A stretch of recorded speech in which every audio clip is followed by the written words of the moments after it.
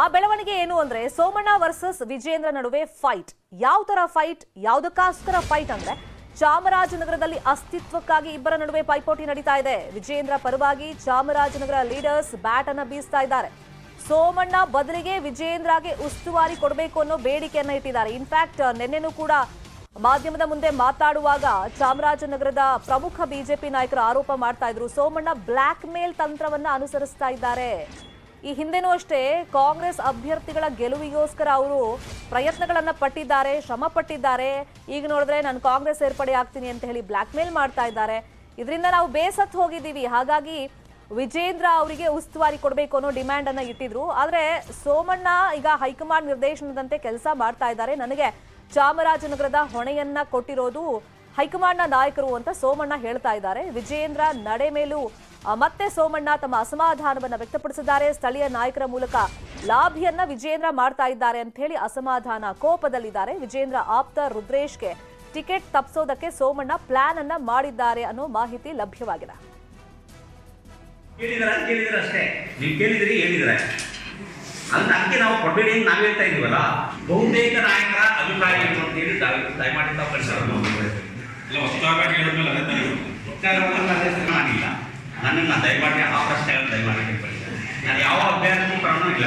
ಯಾಕಂದ್ರೆ ನಾನು ಆ ಒಂದು ತೀರ್ಮಾನಕ್ಕೆ ನಾನು ಸರ್ ಪೂರ್ಣ ಪ್ರಮಾಣ ಹೇಳಿದ್ದೀನಿ. ಕಳೆದ ಚುನಾವಣೆಯನ್ನು ಪೂರ್ವಕವಾಗಿ ನಮ್ಮ ವಾತಾವರಣ ನಮ್ಮ ಪರ ಕೆಲಸ ಮಾಡಿಲ್ಲ. ಮನೆ ಹುಡುಗರೇ ಕೊಟ್ಟಲ್ಲ ಗೆದ್ದ ತಗೋಪ್ಪ ಅಂತ ಹೇಳಿ ಯಾರು ಮನೆ ಹಾಕೊಟ್ಟಿದ್ರು.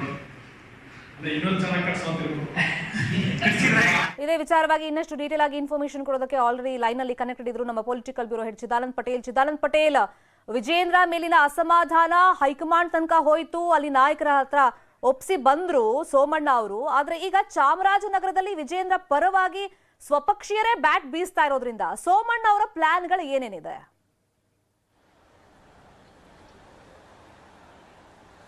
ಶರ್ಮಿತಾ ಶೆಟ್ಟಿ, ಇತ್ತೀಚೆಗೆ ವಸತಿ ಸಚಿವ ವಿ ಸೋಮಣ್ಣ ಅವರು ದೆಹಲಿಯಲ್ಲಿ ಕೇಂದ್ರ ಗೃಹ ಮತ್ತು ಸಹಕಾರ ಸಚಿವ ವಿ ಸೋಮಣ್ಣ ಹಾಗೂ ಇನ್ನೋರ್ವ ಸಚಿವರಾಗಿರ್ತಕ್ಕಂಥವರು ಮತ್ತು ಕರ್ನಾಟಕ ಚುನಾವಣಾ ಉಸ್ತುವಾರಿಯಾಗಿರ್ತಕ್ಕಂಥ ಧರ್ಮೇಂದ್ರ ಪ್ರಧಾನರವರನ್ನು ಭೇಟಿಯಾದಂಥ ಸಂದರ್ಭದಲ್ಲಿ ಅವರು ಹೆಚ್ಚಿನ ಜವಾಬ್ದಾರಿಯನ್ನು ಕೇಳಿದರು. ಹಾಗಾಗಿ ಅವರಿಗೆ ಚಾಮರಾಜನಗರ ಜಿಲ್ಲೆಯ ಉಸ್ತುವಾರಿಯನ್ನು ಕೂಡ ನೀಡಿರುವಂಥದ್ದು. ಚಾಮರಾಜನಗರ ಜಿಲ್ಲೆಯಲ್ಲಿ ಪಕ್ಷ ಸಂಘಟನೆ ಟಿಕೆಟ್ ಹಂಚಿಕೆ ವಿಚಾರದಲ್ಲಿ ತಾವು ಮಧ್ಯಪ್ರವೇಶ ಮಾಡಬೇಕು ಮತ್ತು ಕೆಲಸ ಮಾಡಬೇಕಂತ ಸೂಚನೆ ಕೊಟ್ಟರು. ಇದರ ಭಾಗವಾಗಿ ಚಾಮರಾಜನಗರ ಜಿಲ್ಲೆಯಲ್ಲಿ ಎಲ್ಲ ಒಂದು ಕಡೆ ಅನೂರು ಕ್ಷೇತ್ರವನ್ನು ಕಂಡಿಟ್ಟಿರ್ತಕ್ಕಂಥ ವಿ ಸೋಮಣ್ಣರವರು ಚಾಮರಾಜನಗರ ಜಿಲ್ಲೆಯಲ್ಲಿ ಕೆಲಸ ಆರಂಭಿಸಿರುವಂಥದ್ದು. ಆದರೆ ನಿನ್ನೆ ಇದ್ದಕ್ಕಿದ್ದಂತೆ ವಿಜೇಂದ್ರ ಬೆಂಬಲಿಗರು ಎಂದು ಹೇಳಿಕೊಳ್ಳುವಂತಹ ಕೆಲವರು ವಕ್ತಾರರು ಸೋಮಣ್ಣನವರು ಚಾಮರಾಜನಗರ ಜಿಲ್ಲೆಗೆ ಬಂದರೆ ಗೋಬ್ಯಾಕ್ ಚಳವಳಿ ನಾವು ಆರಂಭಿಸ್ತೀವಿ, ಸೋಮಣ್ಣನವರು ಈಗಾಗಲೇ ಕಾಂಗ್ರೆಸ್ ಕೂಡ ಅರ್ಜಿ ಹಾಕಿದ್ದಾರೆ, ಆ ಮುಖಾಂತರ ಚಾಮರಾಜನಗರ ಜಿಲ್ಲೆಯ ಉಸ್ತುವಾರಿಯನ್ನು ಯಾವುದೇ ಕಾರಣ ಕೂಡ ಸೋಮಣ್ಣ ಕೊಡಬಾರ್ದು ಅಂತೇಳಿ ಈಗಾಗಲೇ ಒಂದು ಗುಂಪು ಈಗ ಸೋಮಣ್ಣ ವಿರುದ್ಧ ತಿರುಗಿ ಬಿದ್ದಿರುವಂಥದ್ದು. ಮತ್ತೊಂದು ಕಡೆ ವಿಜೇಂದ್ರ ಹಾಗೂ ಯಡಿಯೂರಪ್ಪನವರು ಆಪ್ತರು ಆಗಿರ್ತಕ್ಕಂಥ ರಾಮನಗರದ ರುದ್ರೇಶ್ ಅವರು ಕೂಡ ಅನೂರು ಕ್ಷೇತ್ರದ ಚಿತ್ತ ಹರಿಸಿರುವಂಥದ್ದು. ಈಗಾಗಲೇ ಅನೂರು ಕ್ಷೇತ್ರದಲ್ಲಿ ಬೀಡು ಬಿಟ್ಟಿರುವಂಥದ್ದು.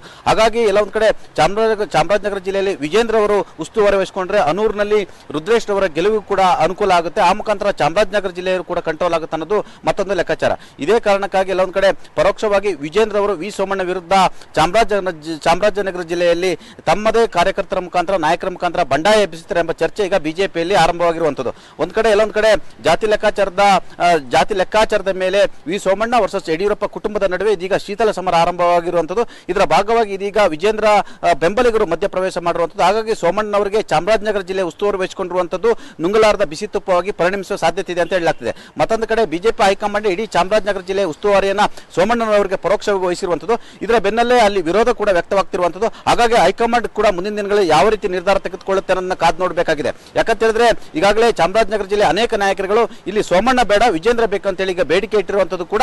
ಹಾಗಾಗಿ ಹೈಕಮಾಂಡ್ ಯಾವ ರೀತಿ ಪರಿಗಣನೆ ಮಾಡುತ್ತೆ ಅನ್ನೋದು ಕೂಡ ಸದ್ಯದ ಕುತೂಹಲ ಅಂತ ಹೇಳ್ಬೋದು. ಶರ್ಮಿತಾ ಶೆಟ್ಟಿ. ಥ್ಯಾಂಕ್ ಯು ಚಿದಾನಂದ್ ಪಟೇಲ್ ಈ ಕ್ಷಣದ ಅಪ್ಡೇಟ್ಸ್ಗೆ.